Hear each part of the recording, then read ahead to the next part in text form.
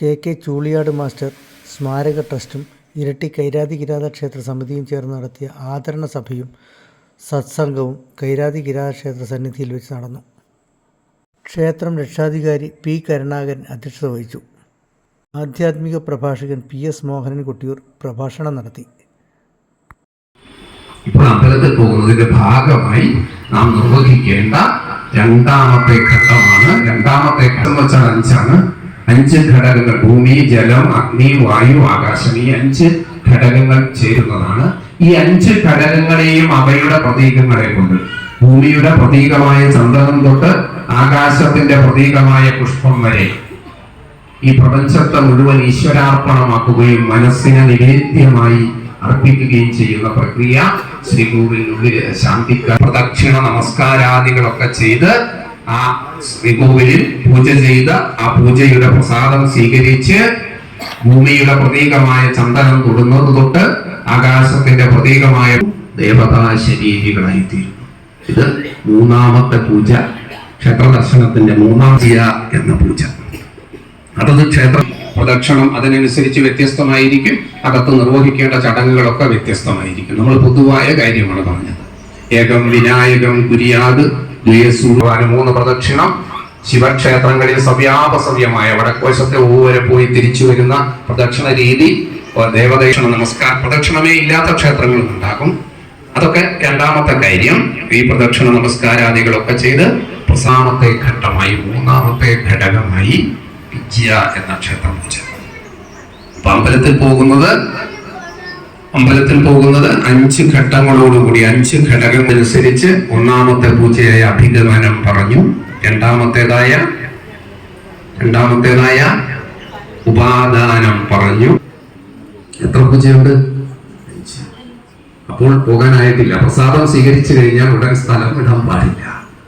ക്ഷേത്ര ദർശനം നടത്തുന്ന ഭക്തൻ പ്രസാദം സ്വീകരിച്ച് പുറത്തിറങ്ങിയാൽ ഉടനെ സ്ഥലം വിടാൻ പാടില്ല. പിന്നെയോ ആ ക്ഷേത്രത്തിന്റെ ചൈതന്യ ധന്യത തളം കെട്ടി നിൽക്കുന്ന അന്തരീക്ഷത്തിൽ അല്പസമയം സമയബോധമില്ല. 4ാമത്തെ ക്ഷേത്ര പൂജ സ്വാധ്യായം എന്ന പൂജ. അതാണ് നമ്മളിപ്പോ ചെയ്തുകൊണ്ടിരിക്കുന്നത്. നമ്മളിപ്പോ ചെയ്യുന്നത് ഒരു പൂജയാണ്. ആ പൂജയുടെ പേര് സ്വാധ്യായം. സത്സംഗം എന്ന് പറയുന്നത് ആ പൂജയാണ്. ഇത് ക്ഷേത്ര ദർശനത്തിന്റെ 4ാമത്തെ ഘട്ടമാണ്, 4ാമത്തെ ഘടകമാണ്, 4ാമത്തെ പൂജയാണ്.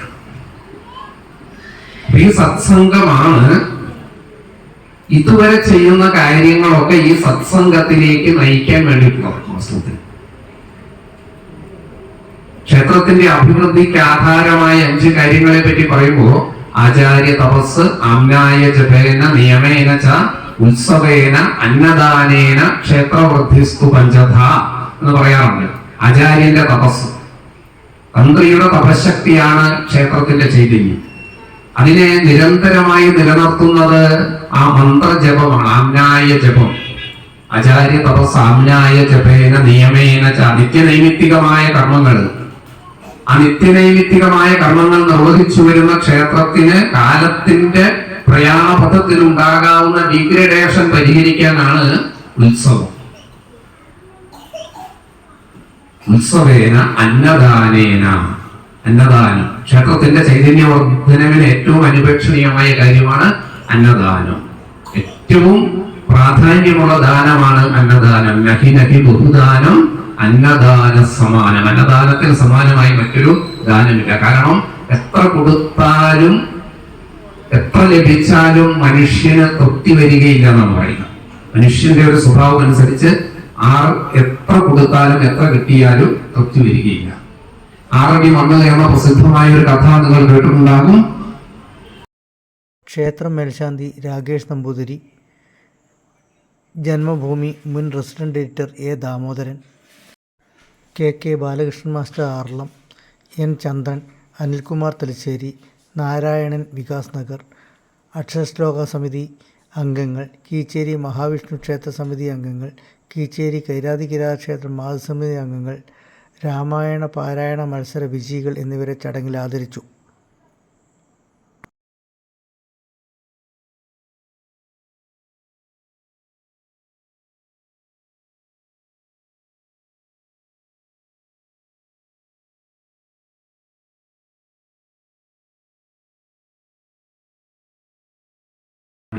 ശ്രീ കരുണാടനോട് അഭ്യർത്ഥിക്കുന്നു.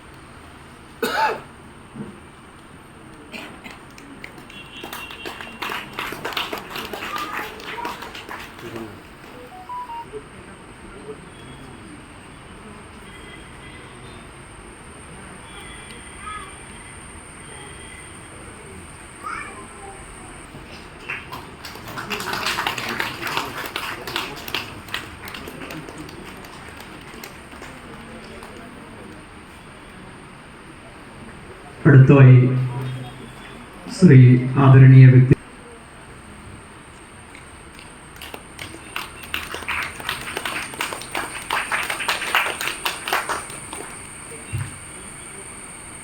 അടുത്തതായി നാരായണൻ രട്ടൻ, വികാസ് നഗർ.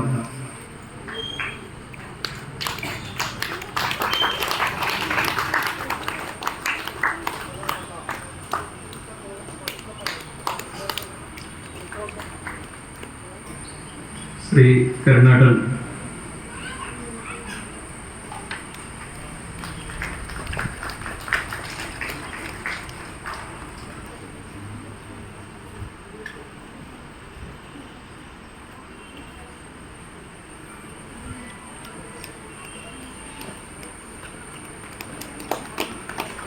പാർവതിയമ്മ.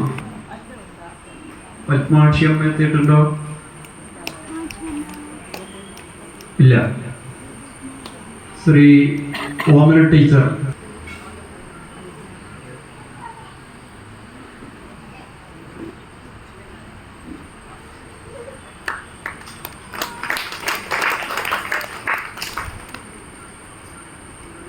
അടുത്തത്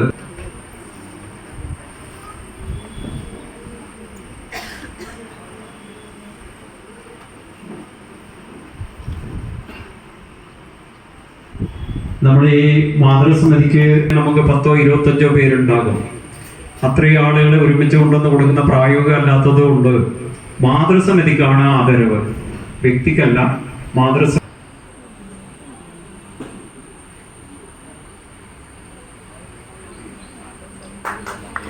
ഞാൻ സൂചിപ്പിച്ചതുപോലെ ഇവിടെ സത്സംഗ പ്രഭാഷണം നടത്തിയ ശ്രീ PS മോഹനൻ കൊട്ടിയൂർ, ആദരവ് ഏറ്റുവാങ്ങിയ വിശിഷ്ട വ്യക്തിത്വങ്ങളെ, കാവ്യം സുഗേയം കഥ രാഗവീയം കർത്താവ് തുഞ്ചത്തുളവായ ദിവ്യൻ ചൊല്ലുന്നതോ ഭക്തിമയ സ്വരത്തിൽ ആനന്ദലബ്ധിക്ക് ഇനി എന്തു വേണം എന്ന് നമ്മളൊക്കെ കേട്ടിട്ടുണ്ടാവും. അങ്ങനെ ഒരു ആനന്ദലബ്ധിയിൽ ഇരിക്കുന്ന നിങ്ങളോട് പ്രത്യേകിച്ച് ഞാൻ സൂചിപ്പിക്കാൻ ആഗ്രഹിക്കുന്നത് നമ്മുടെ ആധ്യാത്മിക രംഗത്തെ പ്രോജ്വലിപ്പിച്ചുകൊണ്ടിരിക്കുന്ന ശ്രീ PS മോഹനന്റെ സത്സംഗ പ്രഭാഷണം കേട്ട് ധന്യമായ മനസ്സോടെ ഇരിക്കുന്ന നിങ്ങളോട് കൂടുതൽ എന്തെങ്കിലും പറയണം എന്ന് ഞാൻ ആഗ്രഹിക്കുന്നില്ല. പ്രത്യേകിച്ചിട്ട് ഉച്ചഭക്ഷണത്തിന് സമയമായി.